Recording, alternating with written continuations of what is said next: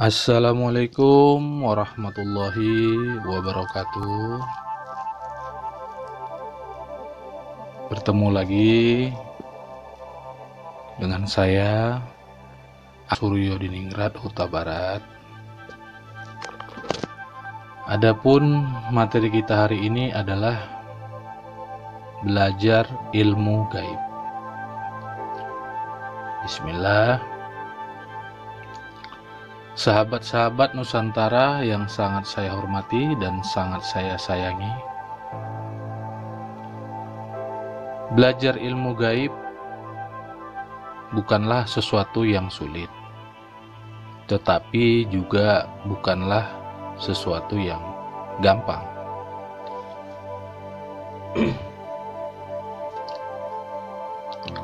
Perlu sahabat-sahabat Nusantara memahami, belajar ilmu gaib ini harus memiliki keinginan intelektual dan kesabaran yang sangat kuat. Karena belajar ilmu gaib itu bukanlah sesuatu yang gampang. Bukan seperti kita belajar silat atau taekwondo, atau kita belajar matematika ataupun belajar ilmu lain, karena ini belajar ilmu gaib. Apa itu gaib? Gaib itu adalah sesuatu yang tidak nampak, maka dikatakan gaib.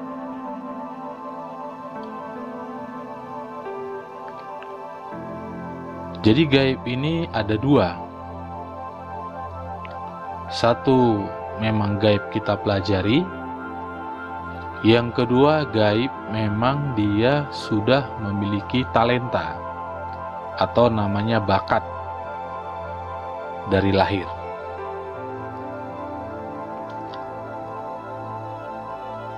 Jadi pada intinya kedua-dua ini tetaplah harus kita asah atau kita pelajari. Ada terkadang orang yang sudah memiliki talenta, dia tidak tahu untuk mengarahkan kegaiban yang dia terima sejak lahir. Ada juga orang belajar gaib, tetapi tidak memiliki cara ataupun metode yang tepat sehingga dia berputar-putar, tidak menemukan apa yang dia cari. Sahabat-sahabat Nusantara yang sangat saya cintai dan sangat saya sayangi, di sini yang sangat saya tekankan adalah gaib itu juga bisa dilogikakan.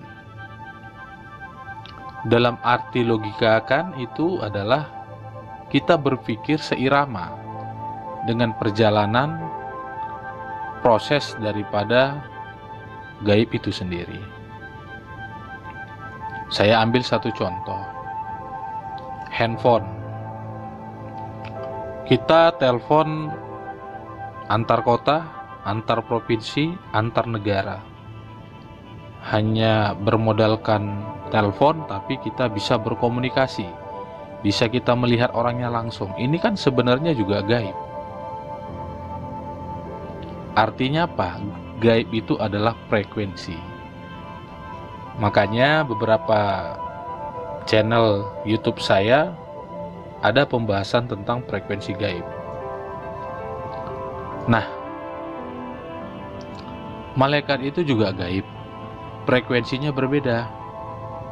Jin itu juga gaib, frekuensinya berbeda. Benda pusaka itu juga gaib, frekuensinya juga berbeda. Alam gaib juga ada, frekuensinya juga berbeda. Nah, di sini dibutuhkan adalah proses daripada pembentukan daripada kepribadian kita yang kita olah sehari-hari secara kontinu. Makanya dibutuhkan kesabaran. Jadi gaib ini juga ada dua, ada yang hak, ada yang batil. Tapi saya tidak bicara antara hak dan batil, saya lebih cenderung ke gaibnya. Sahabat-sahabat Nusantara yang sangat saya hormati dan sangat saya sayangi, zikir, mantra, puasa, tirakat, semedi, yoga, dan lain-lain sebagainya adalah satu bentuk alat agar kita bisa memasuki dan berkomunikasi dengan alam gaib. Maka dilakukan secara berulang-ulang, secara terus-menerus, sehingga kita memperkuat frekuensi gaib kita, sehingga menyamakan antara frekuensi alam gaib dengan alam nyata. Karena antara alam nyata dengan alam gaib ini sangat tipis. Setiap hari kita sebenarnya berada di alam gaib dan juga berada di alam yang nyata, sadar maupun tidak sadar. Sahabat-sahabat Nusantara yang sangat saya cintai dan sangat saya sayangi, gaib ini dalam arti yang sangat luas juga banyak ya, banyak sekali. Kita menemukan mimpi, kita juga sedang sendiri tiba-tiba didatangin ataupun mendapatkan petunjuk, itu juga dikatakan gaib. Jadi gaib ini sangat universal, sangat luas sekali. Jika sahabat-sahabat Nusantara belajar gaib, harus memiliki yang namanya intelektual yang kuat. Karena apa? Karena nanti kita akan terjerumus ke dalam kegaiban yang tidak kita inginkan. Walaupun nanti pengalaman daripada spiritual gaib tersebut sangat menarik, sangat terkesan kepada kita. Maka di sini dibutuhkan kewaspadaan, ketelitian, kritis, dan kita harus mengkajinya. Jika ada seseorang yang belajar ilmu gaib, ternyata dia tidak mampu, atau kita katakan sebenarnya blank ya, ataupun dia seperti orang gila, sebenarnya bukan salah orang yang belajar atau ketidakmampuan orang yang belajar, tetapi orang yang memberikan ilmu tersebut atau orang yang membimbing tersebut belum memiliki level ataupun tingkatan yang sebenar-benarnya tentang ilmu gaib itu sendiri. Sehingga apa? Sehingga seorang pembelajar atau mencari ilmu gaib tersebut tersesat di jalannya. Karena dia belajar ilmu gaib yang tidak memiliki standarisasi, ataupun kita bilang tidak memiliki SOP, standar operasional kita bilang dalam prosedur kegaiban, tidak memiliki standar. Jadi akhirnya apabila murid terjadi pengalaman spiritual, pengalaman rohani, pengalaman gaib dia, lantas dia bertanya kepada seorang gurunya yang memberikan ilmu tersebut. Nah, terkadang seorang guru pun tidak jujur ataupun tidak terbuka terhadap muridnya tersebut. Akhirnya apa? Murid tersebut mengamalkan dengan rutinitas setiap hari, berbulan-bulan, mungkin bertahun-tahun, mungkin puluhan tahun, tapi tidak menemukan apa yang dia cari. Karena apa? Karena seorang guru tadi belum mampu dan belum layak dan pantas untuk mengajarkan ilmu gaib kepada muridnya. Sehingga terjadi doktrin, dogma, akhirnya apa? Rusak frekuensi tersebut. Nah, pada saat terjadi seperti ini pasti banyak penyusup. Pasti banyak frekuensi-frekuensi yang tidak kita inginkan, sehingga merusak frekuensi kita tanpa kita sadari. Karena pasti ada positif, ada negatif. Nah, jadi terkadang bukan si muridnya yang tidak mampu, justru gurunya ataupun pembimbingnya yang tidak mampu mengajarkan kepada muridnya, sehingga muridnya tersebut menjadi blank, error, karena memaksakan sesuatu yang belum dia sendiri memahami. Karena ini gaib, Seorang guru bicara gaib, ya pasti terima aja. Karena dia seorang guru. Karena kita menganggap gurunya itu adalah menguasai, padahal belum tentu. Nah, inilah sahabat-sahabat Nusantara yang sangat saya cintai dan sangat saya sayangi. Maka dibutuhkan di sini pemikiran yang jernih, hati yang tenang. Kita tidak bisa menelan mentah-mentah pengalaman spiritual kita yang selama ini yang kita cari tidak ketemu. Kita bisa menerima doktrin ataupun dogma dari seorang guru. Itu tidak bisa. Amalkan, misalnya ayatul kursi 77 kali misalnya. Buat apa 77 kali? Katanya bisa membuka rezeki, bisa membuka gaib dan sebagainya. Apa benar seperti itu? Hati-hati. Jadi gaib itu, yang hak itu tidak seperti itu. Kalau yang batil ya terserah. Iya kan? Jadi sekarang sahabat-sahabat mau milih kegaiban atau belajar gaib itu tujuannya apa? Apakah mencari kesaktian? Apakah jalur ketuhanan? Ataukah mungkin untuk pribadi atau untuk apa? Tentukan dulu niat dan tujuan kita agar kita tidak salah arah. Maksud saya salah arah gitu. Kalau memang sahabat-sahabat Nusantara mencari ilmu kedikjayaan, ya silahkan. Berarti memang mencari kedikjayaan. Jika memang mencari ilmu ketuhanan, ya itu berbeda lagi dengan kedikjayaan. Nah, di sini harus dipahami apa tujuan kita belajar ilmu gaib agar kita tidak tersesat. Karena permainan gaib ini sungguh luar biasa. Apalagi berbau dengan dunia yang namanya jin. Wah, repot itu. Sahabat-sahabat Nusantara yang sangat saya hormati dan sangat saya cintai. Jadi, carilah guru pembimbing yang baik dan benar. Lihatlah perilaku dan sikapnya. Tidak ada yang namanya guru spiritual ketuhanan itu yang melenceng ataupun salah perilaku dan sikap dan perbuatannya. Jika sikap, perbuatan dan akhlaknya tidak baik, tidak benar, maka kita juga harus hati-hati dan mempertanyakan. Jadi saudara-saudara harus memahaminya. Jangan ditelan mentah-mentah. Wah, kamu gak usah banyak tanya, yang penting jalani aja. Oke, kita gak banyak bertanya, kita jalani. Kan tentu ada proses dalam perjalanan kita.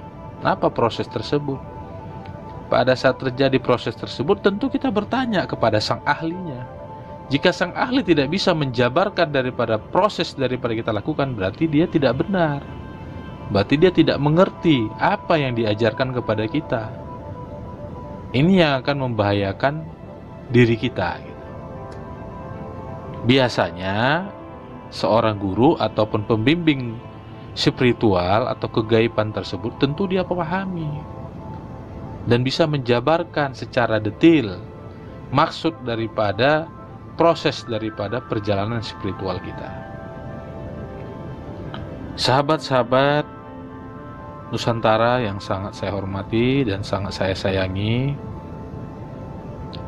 maka perlu di sini saya tekankan, jangan terburu-buru dalam belajar kegaiban. Perkuat dulu iman kita agar kita proses perjalanan nanti iman kita kuat. Salah-salah nanti belajar gaib tidak bekerja, meninggalkan anak dan istri, ingin mencari Tuhan. Ini kan sesuatu yang kekeliruan.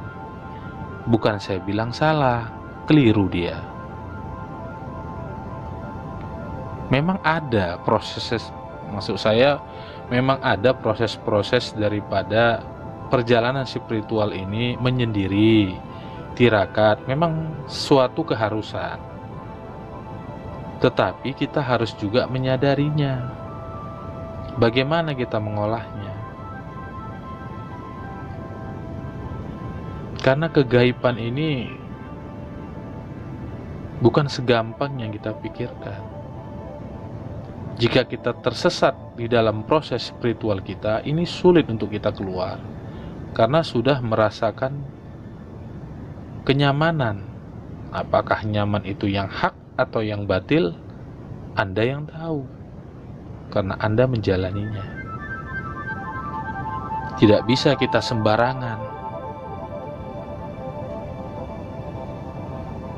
Walaupun memang terkadang proses perjalanan spiritual kita itu bisa terbukti, bisa berhasil dalam penyembuhan, ya kan? Bisa berhasil dalam pribadi kita, bisa bermanfaat buat orang lain. Oke, berarti spiritualnya itu kita katakan benar, tetapi juga bisa jadi tidak benar. Maka saya bilang ini harus waspada, harus hati-hati ya. Pesan saya seperti itu. Lihat track record ataupun guru pembimbingnya itu, kalau perlu ya silsilahnya, keturunannya dari mana, karena memang ini faktor juga gitu. Silsilah ini, keturunan ini mempengaruhi daripada frekuensi daripada spiritualnya. Sahabat-sahabat Nusantara yang sangat saya hormati dan sangat saya sayangi, pada hakikatnya sebenarnya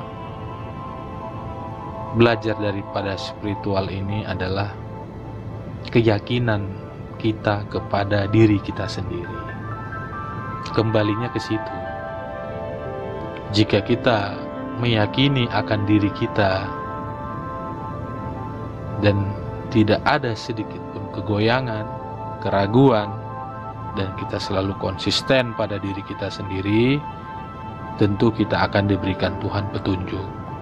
Karena nanti di sini akan diajarkan oleh Allah Subhanahu wa Ta'ala secara langsung ilmu-ilmu yang belum pernah kita pelajari, ataupun ilmu yang tanpa kita pelajari kita mengetahuinya.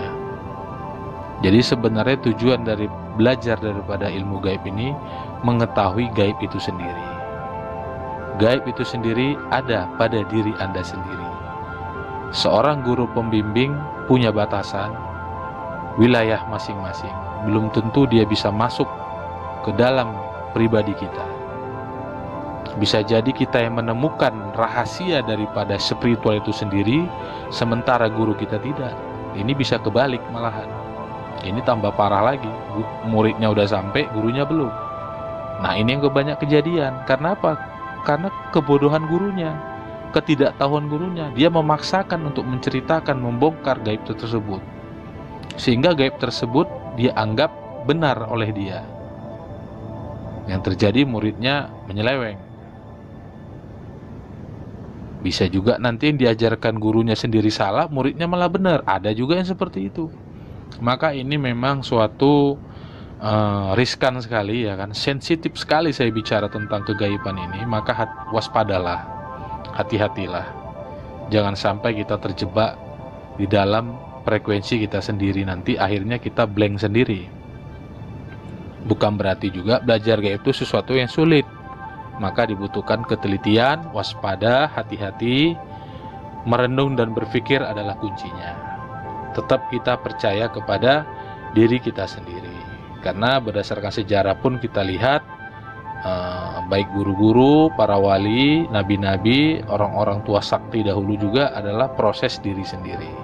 Intinya kembali kepada jati diri sendiri. Oke, sahabat-sahabat Nusantara, hanya itu ingin saya sampaikan. Saling menasihati dalam kesabaran. Apabila ada perkataan dan ucapan saya yang memang keliru, ya kepada Allah saya mohon ampun. Kepada sahabat-sahabat Nusantara mohon maaf lahir dan batin. Assalamualaikum warahmatullahi wabarakatuh.